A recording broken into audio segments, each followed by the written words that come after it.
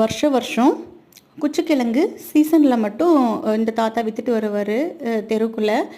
ஒரு சிலவங்க எங்கள் ஊர் பக்கம் குச்சிக்கிழங்குன்னு சொல்லுவோம், ஒரு சில ஊரில் வந்து மரவள்ளி கிழங்குன்னு சொல்லுவாங்க. சிப்ஸு போடுவாங்க இல்லையா, அந்த கிழங்கு தான் இது. இவரே வந்துட்டு சிப்ஸுக்கு சீவியும் கொடுப்பாரு. அந்த கட்டை வந்து வச்சுருக்காரு. 1 கிலோ கிழங்கு வந்துட்டு 40 ரூபான்னு சொன்னார். இப்போது இவர் வந்து 20 ருபீஸ்லேருந்து கொடுத்துட்ருக்காரு எங்களுக்கு.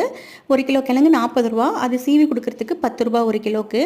நாங்கள் வந்து சரி இப்போ தான் ஃபஸ்ட் டைம் வாங்குகிறோம், அதனால் 1 கிலோ வாங்கி போட்டு பார்த்துட்டு அப்புறமா நெக்ஸ்ட் டைம் வந்தால் வாங்கிக்கலாம்னு சொல்லிட்டு 1 கிலோ மட்டும் வாங்கி சீவி தர சொன்னோம்.